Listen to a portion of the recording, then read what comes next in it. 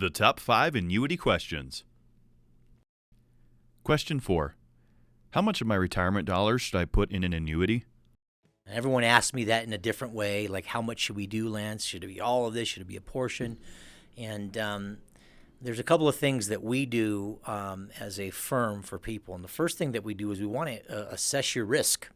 We want to know what your risk tolerance is, right? So everyone that comes in, if they're 55 and older, they may or may not be aware, but maybe their risk tolerance has changed. Their time horizon sure has changed because they've gotten older.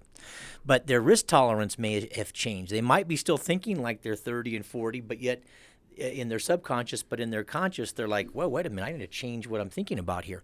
So what we do is something called, we call it a color of money risk analysis. And we make this available. It's a free analysis where you answer a certain amount of specific questions. There's 10 or 11 questions. And it does a risk tolerance based on your total assets that you have in retirement accounts. And it makes it easy because it's a starting point for us to make a suggestion what you might be overexposed by. So that's one way that we come up with how much we might want to start with assessing.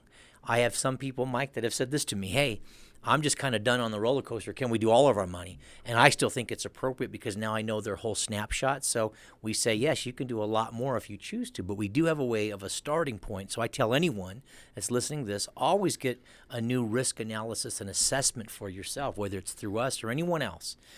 Make sure that you've reevaluated what your risk tolerance is. And Mike, you helped me to run those reports. They're pretty awesome. They turn out great.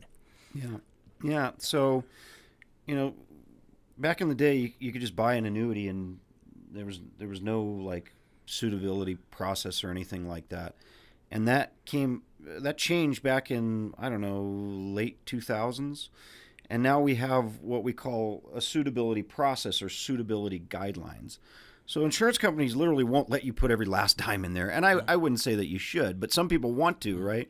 But we have to actually follow protocols that are now and the reason that those exist is because you don't want to get into a situation where you've got all your money and there's a major emergency and then you got to take a big withdrawal out of that annuity where you could be exposed to paying surrender penalties, because insurance companies hate it when people pay surrender penalties, because that means that for some reason that annuity maybe wasn't suitable, and insurance companies are very, very highly regulated, way more than banks, way more than brokerages, way more. And here's what happens.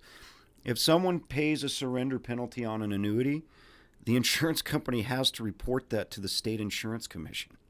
And the more of those reports that the state insurance commission gets, then they make changes to the regulations around their insurance products that are allowed to be offered in that state. And insurance companies don't like those restrictions because it's just, they want suitable sales happening. So, we're fiduciaries. We are. Some people may argue, oh no, you're just an insurance agent. No, we're fiduciaries. I take on a fiduciary role if I sell someone an annuity. Absolutely. What do you think, Lance? Oh, of course we are. There's protocol that we have to follow, and based on how we run our business model and what's required by the National Insurance Division and all the insurance companies that make us fiduciaries to each company that we're making available to the client based on their needs and risk tolerance and their concerns for liquidity and proper retirement plans. So definitely we are fiduciaries by all means, and we follow certain strict suitability guidelines.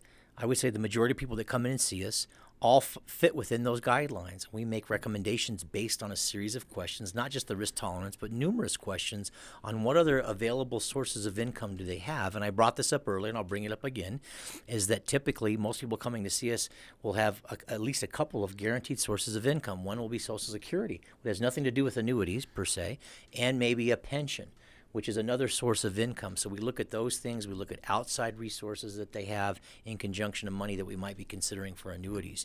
So suitability guidelines are massive on liquidity needs because we're all about income planning and making sure that the income plan fits your future needs well into the future, no matter what it may be, just for income and cost of living and things that you want to do, lifestyle income, whether there be medical needs and those things. So There's a lot that goes into this. We keep it simple and easy, as I always do with everyone. I like to keep it easy.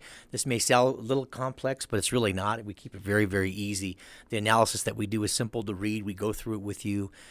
We already understand all the suitability guidelines. All this sounds a little technical, but it's actually really simple for us to go through.